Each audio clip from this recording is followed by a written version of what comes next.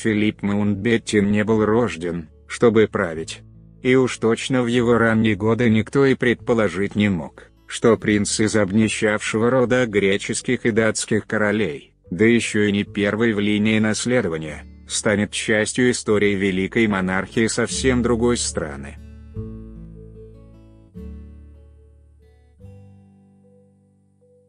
Родной дядя Филиппа был последним правящим королем у греков. Георгом, отец же самого Филиппа, принц Андрей, был шестым ребенком в большой королевской семье, а потому ни на что не претендовал.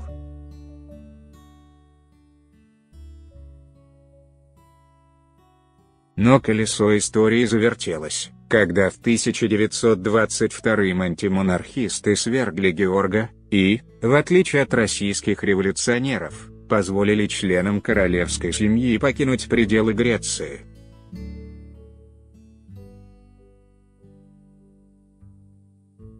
Что принц Андрей сделал благоразумно. Филиппу на тот момент был всего 1 год.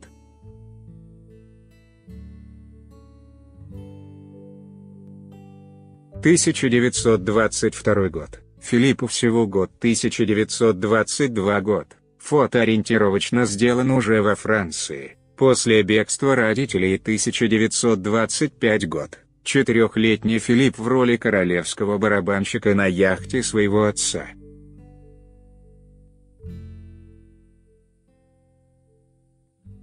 (1928 год). 7-летний Филипп вместе с мамой и родными на юге Франции. Ни денег, ни наследства, ни родины.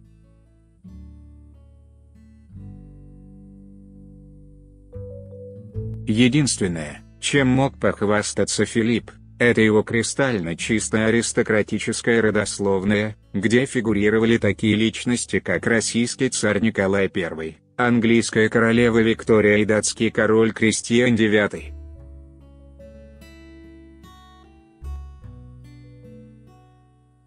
Филипп был 5-м ребенком и при этом единственным сыном своих родителей. Как известно, в ту пору образование считалось исключительно мужской прерогативой.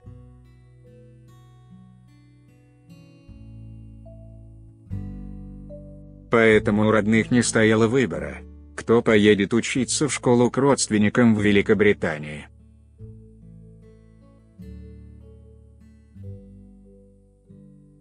И в возрасте 7 лет Филипп впервые покинул родителей.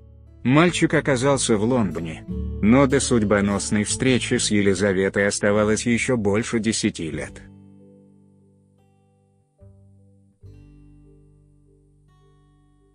(1929 год). С одноклассниками в Лондоне. 8 лет. 1930 год. 9-летний Филипп, принц греческий в национальном костюме. С 1933 по 1935 год Филипп жил и учился в Германии, а затем в Шотландии, в школе Гордонстоун.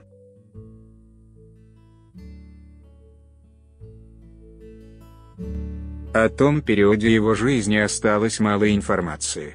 Разве что несколько любопытных фотографий, на которых повзрослевший принц участвует в школьной постановке шекспировских Макбетов в роли Дональбейна, то есть Дональда III Красивого.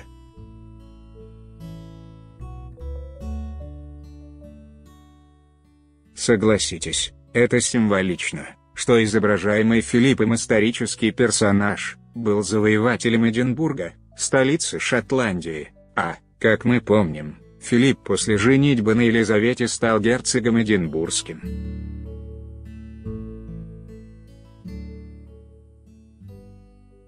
(1936 год).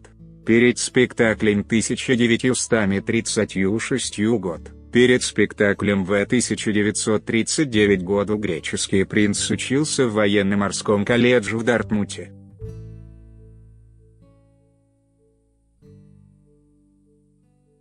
Там-то, во время визита короля Георга VI, и произошла встреча 18-летнего красавца с 13-летней Елизаветой, которая приходилась ему четвероюродной сестрой.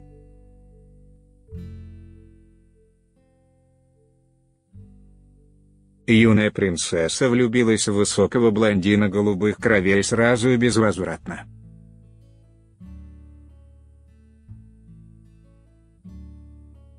Между ними завязалась дружеская переписка на правах родственников, которая неожиданно для отца и матери Елизаветы переросла в нечто большее.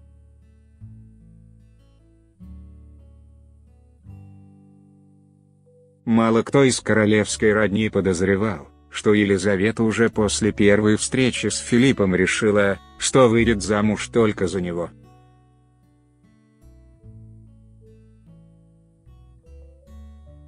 1939–1940 годы. Учеба в военно-морском колледже, по окончании которой принц получил звание мичмана.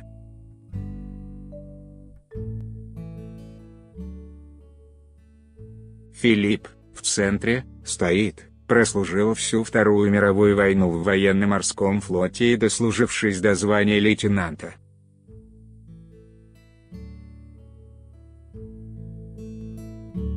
Все время, пока шла война, Филипп и Елизавета не теряли связи. Разумеется, родители будущей королевы Великобритании не были в восторге от выбора дочери, но Елизавета умела настаивать на своем.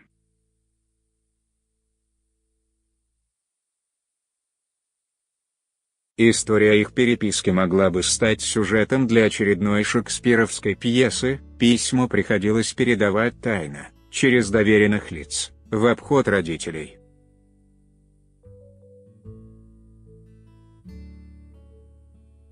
Влюбленным помогали сочувствующие родственники, втайне надеявшиеся на то, что можно будет извлечь выгоду из союза греческого принца и английской принцессы для себя.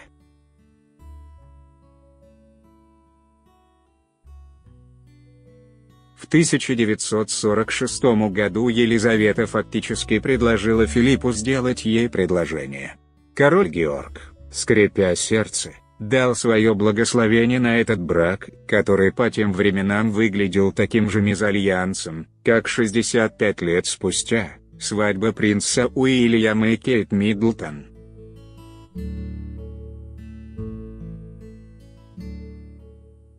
1:0 ради Елизаветы принцу Филиппу пришлось отказаться от титулов принц греческий и принц датский, принять англиканскую веру, взамен греческого православия, взять британское подданство и обрести новую фамилию – Маунтбеттен, так на английский манер звучала фамилия его матери – Беттенберг.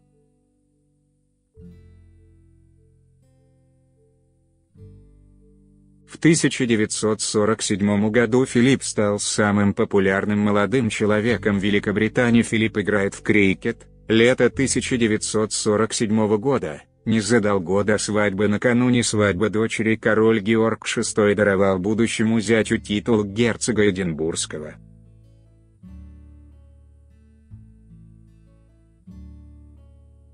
Пышная королевская свадьба состоялась 20 ноября 1947 года.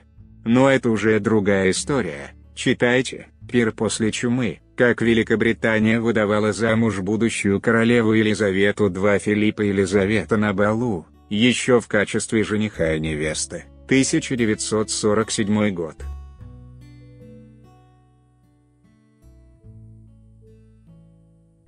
Филипп в качестве жениха Елизаветы сопровождает ее и ее сестру Маргарет, на переднем плане, в театр, 1947 год.